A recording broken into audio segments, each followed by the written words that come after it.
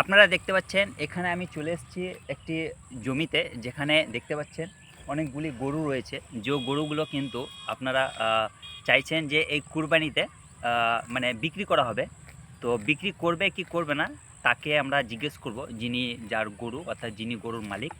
তো চলুন কি বলছে উনি, চলুন দেখা যাক। তো দেখুন একজন গরু চড়াচ্ছে, ওনার গরু, ওনাকে জিজ্ঞেস করা যাক। তো ওই ভাই, তোমার গরুটা তোমার নাকি? হ্যাঁ, গরুটা আমার, শুধু এটা নয়। আচ্ছা আচ্ছা, ও আরও আছে। হ্যাঁ। তো আপনারা দেখতে পাচ্ছেন কতগুলি গরু এই তো চড়ছে। তো কতদিন ধরে গরু পালন করেন আপনি? আমরা তো প্রায় 4-5 বছর ধরে পালন করি। খামারে রাখি, আমরা হয়তো পুষি, কিনে আনি, পুষি, বিক্রি করি। আচ্ছা আচ্ছা আচ্ছা। এখন তো আর বিক্রি করাও যাবে না, কি করবো আমরা, ও, দিতে পারছি না। তো কারণ আপনারা তো প্রত্যেক মানে কুরবানিতে আপনারা গরু বিক্রি করেন, তাই তো? হ্যাঁ, করবো, ও, কোরবানিতে বিক্রি করি। তো এবার বিক্রি কেন করবেন না? সরকার যা নিয়ম কানুন তৈরি করেছে সেটা কি বলার আছে? হ্যাঁ হ্যাঁ, এখন সরকার তো প্রত্যেকটা জেলায় প্রত্যেকটা জায়গায় কিন্তু গরু নিষিদ্ধ করে দিয়েছে। মুসলমানদের কিনতে দিচ্ছে না, কিনলেও তারা গরু কেড়ে নিচ্ছে। তো এটা নিয়ে আপনি মানে কি বলতে চান আমি মুখ্যমন্ত্রীকে? বলতে চাই মুখ্যমন্ত্রীকে, হুম। শুধু গরু কেন, হ্যাঁ। আরও যত যাবতীয় জিনিস আছে সবকিছু, আচ্ছা শুধু গরু নয়, আচ্ছা। সবকিছু বন্ধ করে দেওয়া উচিত। হ্যাঁ অবশ্যই। মাছ, এদিকে খাসি, আচ্ছা যত অবশ্যই যা আছে, যেমন অবশ্যই খাওয়া জাতীয় সবজি বাদে যতগুলি যা আছে সবকিছু বন্ধ করে দেওয়া উচিত। অবশ্যই অবশ্যই। মানুষ পুষবে না, মানুষ যারা পুষবে তারা যদি বিক্রি করতে না পাবে, তো আচ্ছা তাহলে মানুষের অসুবিধা কি আছে? আমরা গরু পুষেছি, এই গরুগুলো পুষেছি, আমি যদি বিক্রি করতে না পাবো, তো আমার আচ্ছা। কি লাভ? আমার খাবার কোথা থেকে পাবো? আমি নিজের খাবার কোথা থেকে পাবো?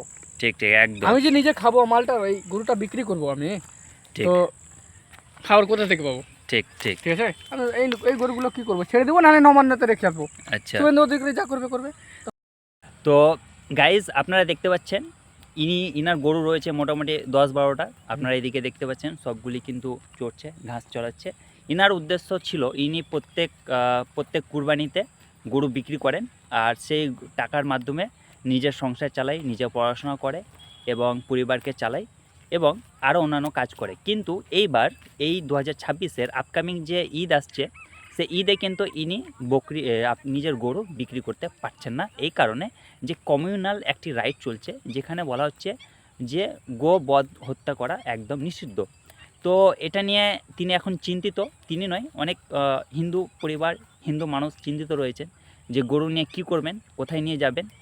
গরু একটা তাদের টাকা পয়সার দিক থেকে একটা ইনকামের রাস্তা ছিল, সেটা এখন বন্ধের দিকে।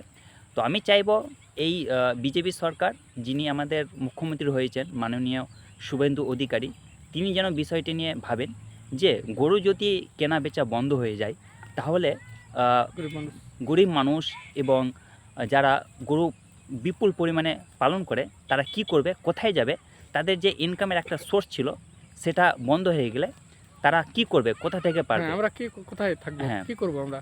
আমাদের তো একটা নিশ্চয় কাজ দরকার আছে। অবশ্যই। তো ঠিক আছে বন্ধুরা, আজকের জন্য এইটুকু।